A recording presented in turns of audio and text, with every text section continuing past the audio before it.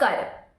മുനമ്പം വഖഫ് issue നമ്മുടെ കേരളത്തിൽ ശബരിമല സ്ത്രീ പ്രവേശനവുമായിട്ട് ബന്ധപ്പെട്ട് വലിയ രീതിയിൽ കോളിളക്കങ്ങളൊക്കെ ഉണ്ടായിരുന്നു. ഒത്തിരി കേസൊക്കെ നടന്നൊരു സംഭവമാണത്. അതിനുശേഷം കേരളത്തെ ഇപ്പൊ ഏറ്റവും കൂടുതൽ പിടിച്ചു കുലുക്കിക്കൊണ്ടിരിക്കുന്നത് ഈ മുനമ്പം ഇഷ്യൂ ആണെന്ന് പറയേണ്ടി വരും. ഇത് വേറൊരു ഡയറക്ഷനിലേക്കൊക്കെയാണ് ഈ പ്രശ്നം മാറിക്കൊണ്ടിരിക്കുന്നത്. വഖഫ് ബോർഡിന്റെ പ്രശ്നം അല്ലെങ്കിൽ വഖഫ് ബോർഡ് മൂലമുണ്ടായ പ്രശ്നം എന്നതിനേക്കാട്ടിലും ഒക്കെ ഉപരി കേരളത്തിലെ ഹിന്ദുക്കളും മുസ്ലിങ്ങളും ക്രിസ്ത്യാനികളും തമ്മിൽ അങ്ങോട്ടും ഇങ്ങോട്ടുമുള്ളൊരു പ്രശ്നം എന്നുള്ള രീതിയിലേക്ക് ഇത് മാറുവാണ്. ഇതിങ്ങനെ പോയി കഴിഞ്ഞാൽ വലിയ രീതിയിലുള്ള പ്രശ്നങ്ങൾ ഉണ്ടാവും. നമ്മുടെ കേരളത്തിന്റെ ഭാവിയെ തന്നെ അത് അഫക്റ്റ് ചെയ്യും. ഇവിടെ ഇപ്പൊ രാഷ്ട്രീയക്കാരൊക്കെ തന്നെ ഈ പ്രശ്നത്തിൽ ഇടപെടുന്നുണ്ട്. പക്ഷേ പല രാഷ്ട്രീയക്കാരും പല രീതിയിലാണ്, പല ഡയറക്ഷനിലേക്ക് തിരിച്ചു വിട്ടുകൊണ്ടിരിക്കുകയാണ് ഈ പ്രശ്നം.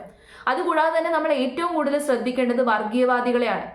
വർഗീയവാദികൾ ഈ പ്രശ്നത്തെ മുതലെടുത്ത് വർഗീയത സ്പ്രെഡ് ചെയ്യാൻ വേണ്ടിയിട്ട് ഉപയോഗിക്കുന്നുണ്ട്. പല വീഡിയോസും നമ്മൾ കാണാറുള്ളതാണ് അതുമായിട്ട് റിലേറ്റ് ചെയ്തിട്ട്. ഇപ്പൊ മൊത്തത്തിൽ ഒരുപാട് പ്രശ്നങ്ങൾ ഉയർന്നു വരുന്നുണ്ട്. കുറേ കോൺഫ്ലിക്റ്റുകളും കുറേ ഡിസ്പ്യൂട്ടുകളും അവിടുന്ന് ഇവിടുന്നുമായിട്ടൊക്കെ ഉയർന്നു വരുന്നുണ്ട് ഈ പ്രശ്നം മൂലം. അതുകൊണ്ട് തന്നെ എത്രയും പെട്ടെന്ന് ഈ പ്രശ്നത്തിന് കൃത്യമായിട്ട് ഉചിതമായിട്ടുള്ളൊരു പരിഹാരം ഉണ്ടാക്കണം. ഇവിടെ രാഷ്ട്രീയക്കാരൊക്കെ തന്നെ പല ചേരിയിൽ നിൽക്കാതെ ഒറ്റക്കെട്ടായിട്ട് തീരുമാനമെടുക്കണം. മുനമ്പത്തുകാരുടെ കാര്യത്തിൽ ഒരു തീരുമാനം എടുക്കണം. ഇവിടെ ഏറ്റവും ഉചിതമായിട്ടുള്ളൊരു തീരുമാനം എന്ന് പറയുന്നത് മുനമ്പത്തുള്ള ആ വ്യക്തികൾക്ക്, ആ കുടുംബങ്ങൾക്ക് ആ ഭൂമി തിരിച്ചു നൽകുക, ആ ഭൂമിയുടെ മേലുള്ള അവകാശം അവർക്ക് തിരിച്ചു കൊടുക്കുക എന്നത് മാത്രമാണ് ഉചിതമായിട്ടുള്ളൊരു പരിഹാരം. ഈ വിഷയത്തിൽ ഞാനിനി സംസാരിക്കില്ല എന്ന് വിചാരിച്ചതാണ്. പക്ഷെ ഇന്ന് രാവിലെ സമസ്തയുടെ നിലപാട് ഞാൻ കണ്ടു. അവർ വീഡിയോ പറഞ്ഞേക്കുന്നത് ഞാൻ കണ്ടു. കുറച്ചു ദിവസം മുമ്പ് മുസ്ലിം സംഘടനകളൊക്കെ തന്നെ ഒത്തൊരുമിച്ച് ഈ മുനമ്പത്തുള്ള ആൾക്കാരുടെ ഒപ്പം നിൽക്കാം എന്നുള്ളൊരു തീരുമാനം എടുത്തു എന്നുള്ള രീതിയിലുള്ള വാർത്ത ഞാൻ കണ്ടതാണ്. പക്ഷെ ഇന്ന് രാവിലെ സമസ്തയുടെ നിലപാട് കേട്ടപ്പോൾ അതിനോട് എനിക്ക് ഒട്ടും യോജിക്കാൻ പറ്റിയില്ല. അതുകൊണ്ട് മാത്രമാണ് ഞാൻ ഈ ഒരു വീഡിയോ ചെയ്യുന്നത്. ഞാൻ അതിന്റെ ഒരു ചെറിയൊരു ക്ലിപ്പ് നിങ്ങളെ കാണിച്ചു തരാം. വഹാബികൾ വിറ്റുന്നു, ഇവർക്ക് എന്ത് ഹലാലാറാമുള്ളത്? അടാപ്പാടെ നടക്കുന്ന പ്രശ്നം മനസ്സിലാക്കണം. അവിടെ കുറെ പാവപ്പെട്ട ആൾക്കാർ കുടിയേറ്റക്കാരുണ്ടായി. അവർ പൈസ കൊടുത്ത് വാങ്ങിയതാ, അവരോട് പൈസ കൊടുത്ത് വാങ്ങിയതുകൊണ്ട് അല്ലാത്തവരൊക്കെ ഉണ്ട്. അതിനേക്കാൾ അപ്പുറം അവിടെ റിസോർട്ടുകാരുണ്ട്, ഒരുപാട് റിസോർട്ടുകാർ, 60ഓളം റിസോർട്ടുകൾ അവിടെ ഉണ്ട്, വലിയ കുംഭകോണക്കാർ.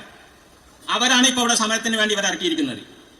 ഇവിടെ ഇപ്പോൾ രാഷ്ട്രീയക്കാർ അവിടെ ചെന്ന് നോക്കി പറഞ്ഞാൽ കുറെ വോട്ട് അവിടെ ഉണ്ടാവുമല്ലോ, 10-100 വീട്ടുണ്ടാവും, കുറെ വോട്ട് ഉണ്ടാവും. അപ്പോൾ ആ നിലക്ക് പോലെ എന്താ കണ്ണീരൊലിപ്പിച്ചിട്ട് വക്കു ബോർഡ് പോലെ പുറത്താക്കാൻ പറ്റൂല എന്നാണ് അവർ പറയുന്നത്. നമ്മളും പറയുന്നത് തന്നെ അവർ പുറത്താക്കണം എന്നല്ല, അവർക്ക് പ്രശ്നം പരിഹരിക്കണം. അവരങ്ങോട്ട് ഇറക്കി വിട്ടാൽ അവർ റോട്ടിലേക്ക് പോകാനും പറ്റൂല, അവർ പരിഹരിക്കണം. അതിനെന്ത് വേണമെന്ന് ചോദിച്ചാൽ ഈ കോളേജ് കമ്മിറ്റിന്റെ ഹാബികളുണ്ടല്ലോ, ആ ഹാബികളോട് അതിന്റെ നഷ്ടപരം വാങ്ങിക്കൊടുത്തുകൊണ്ട് വേറെ സ്ഥലത്ത് ഉണ്ടാക്കണം, കുടിയിരുന്നവരെ ഒക്കുഭൂമി ഒഴിഞ്ഞു കൊടുക്കണം. ഇവിടെ ഇദ്ദേഹം പറഞ്ഞതിനോട് എനിക്ക് ഒട്ടും യോജിക്കാൻ പറ്റുന്നില്ല. അതായത് ഈ ഭൂമി വിറ്റ ആൾക്കാരാണ് പ്രശ്നക്കാരെന്നാണ് പറയുന്നത്. ഭൂമി വിറ്റ ആൾക്കാരുടെ കയ്യിൽ നിന്ന് പൈസ വാങ്ങിച്ചിട്ട് ഇവരെ വേറെ എവിടെയെങ്കിലും ഒക്കെ മാറ്റി പാർപ്പിക്കണം, അല്ലെങ്കിൽ വേറെ എവിടെയെങ്കിലും കുടിയിരുത്തണം. നമ്മൾ എന്തോ വല്ല മനുഷ്യന്മാർ തന്നെയല്ലേ? നമ്മൾ വല്ല ചെടിയോ അല്ലെങ്കിൽ വൃക്ഷത്തയ്യോ ഒന്നും അല്ലല്ലോ ഒരു സ്ഥലത്തു നിന്ന് മറ്റൊരു സ്ഥലത്തേക്ക് പറിച്ചു മാറ്റാൻ വേണ്ടിയിട്ട്. അവർ ഇത്രയും നാളും താമസിച്ചിരുന്ന ഒരു ഭൂമിയാണ്. നമ്മളിപ്പോൾ ഒരു വർഷം അല്ലെങ്കിൽ ഒരു മാസം ഒരു വീട്ടിൽ താമസിച്ച് കഴിയുമ്പോൾ നമുക്ക് ആ വീടിനോട് അല്ലെങ്കിൽ ആ സ്ഥലത്തോട് വല്ലാത്ത അറ്റാച്ച്മെന്റ് ആണ്. നമ്മുടെ ഇമോഷണൽ അറ്റാച്ച്മെന്റ്, നമ്മൾ ഇത്രയും നാളും താമസിച്ചു വന്ന ആ സ്ഥലത്തോട് നമുക്ക് വല്ലാത്ത അറ്റാച്ച്മെന്റ് ഒക്കെയാണ്. അവിടെയാണ് നമ്മുടെ സ്വത്വം എന്ന് പറയുന്നത്. അപ്പൊ ഇത്രയും നാളും അവരുടേതായിട്ട് അവർ കൈവശപ്പെടുത്തിക്കൊണ്ട് വന്നിരുന്ന ഭൂമി അവരുടേതല്ല, അവിടെ നിന്ന് മാറി താമസിക്കണമെന്ന് പറയുന്നത് ഒട്ടും യോജിക്കാൻ പറ്റുന്ന ഒരു കാര്യമല്ല. വർഷങ്ങളായിട്ട് അവരാണ് ആ ഭൂമിയുടെ കരമടച്ചുകൊണ്ടിരിക്കുന്നത്. അവർ കാശ് കൊടുത്ത് വാങ്ങിച്ച ഭൂമി തന്നെയല്ലേ. ഇവിടെ ഒരു രീതിയിലും അവർ തെറ്റുകാരല്ലാത്തിടത്തോളം കാലം അവരവിടുന്ന് മാറി താമസിക്കേണ്ട കാര്യവും ഇല്ല. പറിച്ചു മാറ്റി നടാൻ വേണ്ടിയിട്ട് നമ്മൾ വൃക്ഷത്തൈകളൊന്നും അല്ല. അപ്പൊ ഈ എടുത്ത തീരുമാനം ഒട്ടും ഉചിതമല്ല, ഒട്ടും ശരിയല്ല. ഇപ്പൊ തന്നെ നമ്മൾ ഇന്ത്യയിലുള്ള വഖഫ് ബോർഡിന്റെ പ്രവർത്തനം നോക്കിക്കഴിഞ്ഞാൽ അവർ വളരെ ഇൻഡിപെൻഡന്റ് ആയിട്ടാണ് പ്രവർത്തിച്ചുകൊണ്ടിരിക്കുന്നത്. നമ്മുടെ രാജ്യത്തെ നിയമങ്ങൾക്ക് വിരുദ്ധമായിട്ട് പ്രവർത്തിച്ചുകൊണ്ടിരിക്കുകയാണെന്ന് വേണമെങ്കിൽ പറയാം. കാരണം മുസ്ലിം ലോസ് ആണ് അവർ ഫോളോ ചെയ്യുന്നത്. നമ്മൾ നോക്കിക്കഴിഞ്ഞാൽ ഒരു രാജ്യം, ആ രാജ്യത്തുള്ള എല്ലാ ജനങ്ങളെയും ഈക്വൽ ആയിട്ട് ട്രീറ്റ് ചെയ്യണമെന്നുണ്ടെങ്കിൽ എല്ലാ ജനങ്ങളും ഒരേ നിയമം ഫോളോ ചെയ്തു പോകണം. അല്ലാതെ കുറച്ച് ആൾക്കാർക്ക് ചില പ്രത്യേക പരിഗണനകളും ചില ആൾക്കാർക്ക് ചില പ്രത്യേക നിയമങ്ങളും വരുമ്പോൾ അവിടെ ഇനിക്വാളിറ്റി ഉണ്ടാകും. ആ ഇനിക്വാളിറ്റിയിൽ നിന്ന് ഭാവിയിൽ വലിയ പ്രശ്നങ്ങളൊക്കെ ഉണ്ടാകും. ആ പ്രശ്നമാണ് ഇപ്പം നമ്മൾ കണ്ടുകൊണ്ടിരിക്കുന്നത്.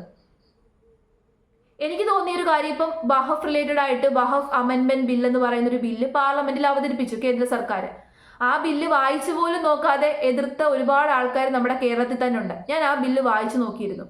അത് വളരെ നല്ലൊരു നിയമമാണ്, നല്ലൊരു ബില്ലാണ്. കാരണം വഖഫ് ബോർഡിന്റെ പ്രവർത്തനത്തിൽ കുറച്ചൊക്കെ നിയന്ത്രണം കൊണ്ടുവരാൻ വേണ്ടിയിട്ട് ആ ബില്ലിന് സാധിക്കും.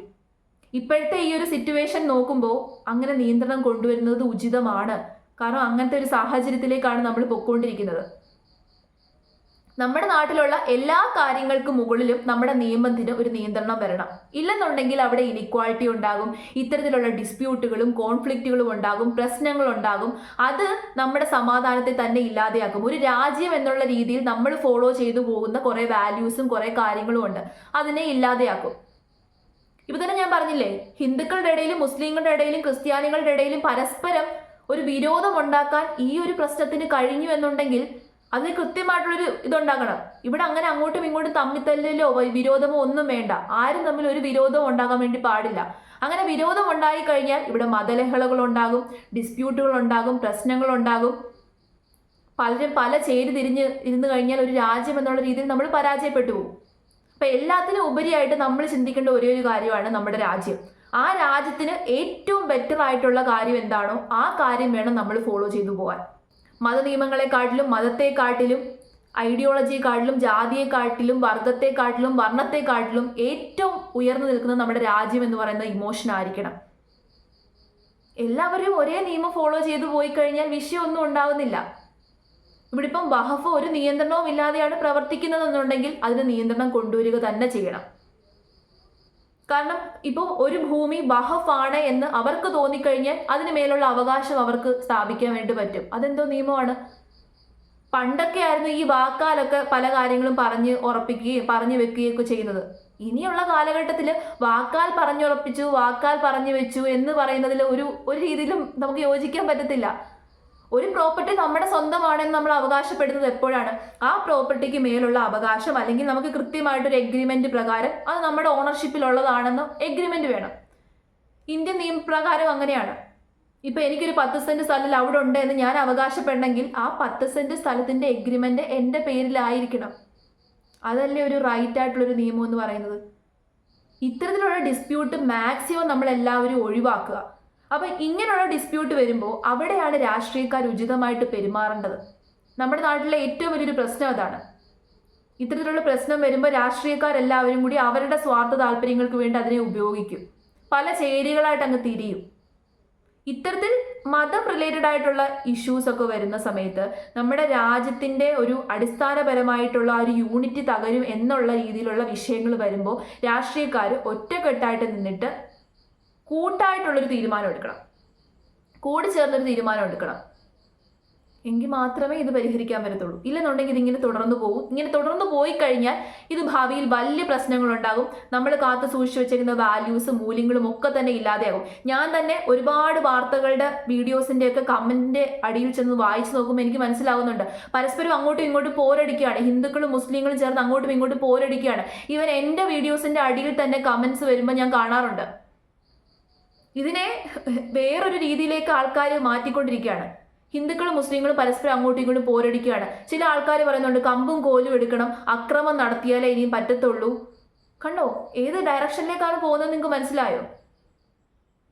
വലിയ പ്രശ്നത്തിലേക്കൊക്കെയാണ് പോയിക്കൊണ്ടിരിക്കുന്നത്. ഇവിടെ ഉചിതമായിട്ടുള്ളൊരു തീരുമാനം എടുക്കണം. മുനമ്പത്തുകാർക്ക് തന്നെ നീതി കിട്ടണം.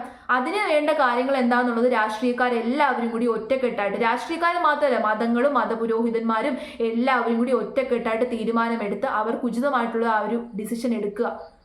അവർക്ക് ആ ഭൂമി വിട്ടുകൊടുക്കുക.